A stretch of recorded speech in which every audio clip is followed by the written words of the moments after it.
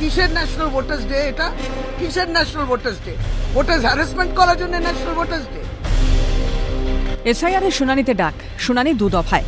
শুনানি শেষ করে একবার বেরোলেন, প্রায় পিছু পিছু বেরিয়ে দায়িত্বপ্রাপ্ত বিএলও ফের শুনানি কেন্দ্রে ডেকে নিয়ে গেলেন রাজ্যের মন্ত্রী শশী পাঁজাকে। ন্যাশনাল ভোটার্স ডেতে ভোটার তথা রাজ্যের মন্ত্রীকে এরকম হেনস্থা। দ্বিতীয় দফায় শুনানি শেষ করে বেরিয়ে ক্ষোভ উগড়ে দিলেন শশী পাঁজা। কিসের ন্যাশনাল ভোটার্স ডে এটা? কিসের national voters day? Voters harassment করার জন্য ন্যাশনাল ভোটার্স ডে? আমরা একবার বিন্দু মাত্র উত্তেজিত না, আমি বলছি সত্যি আমার ভয় লাগছে অন্যান্য সকল ভোটারদের জন্য যে কি পরিমাণ হ্যারাসমেন্ট তারা করছে।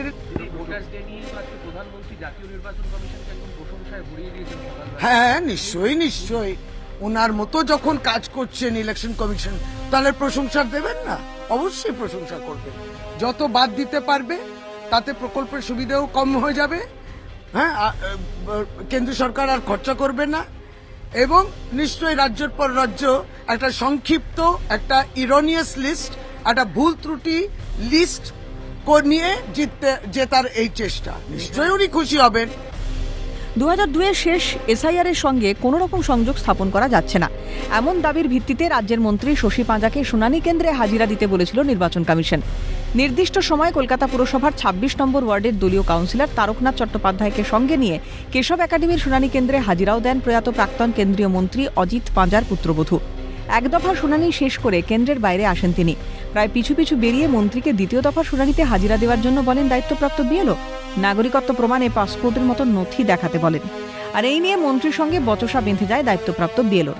মানে প্রত্যেকেই একজন মেম্বার বাড়িকে সামনে রাখছে। আমার হাজবেন্ড 2002-তে আছে, ওনাকে কেন ডাকা হলো?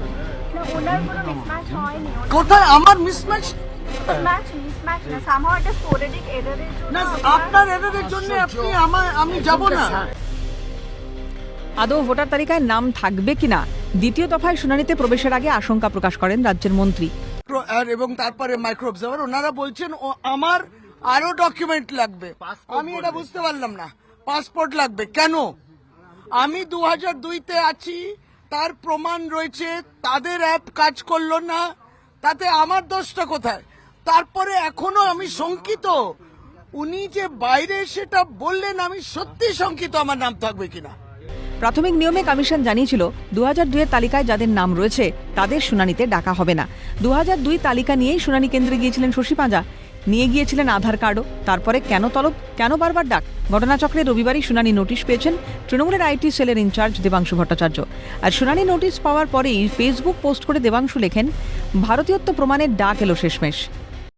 দেখুন, আগামী 27 জানুয়ারি উপস্থিত হওয়ার জন্য বলা হয়েছে, এবং আমি একা নই, আমি, আমার দিদি এবং আমার যে কাকু কাকিমারা রয়েছেন তাদের ছেলেপিলেরাও ডাক পেয়েছেন। মোটামুটি এখনও পর্যন্ত 4 জন ডাক পেয়েছি, এবং আমি এইটুকু নিশ্চিতভাবে বলতে পারি যে আমাদের যারা কাকু কাকিমারা এবং আমার মা বাবা, তাদের প্রত্যেকেরই 2002 এর তালিকায় নাম ছিল, এবং সেই সূত্রে আমাদেরও প্রোজেনি ম্যাপিং হয়েছে, যে কারণে 58 লাখের তালিকায় আমাদের কারণ নাম আসেনি, অর্থাৎ আমরা পাশ করে গেছিলাম ইনিশিয়ালি।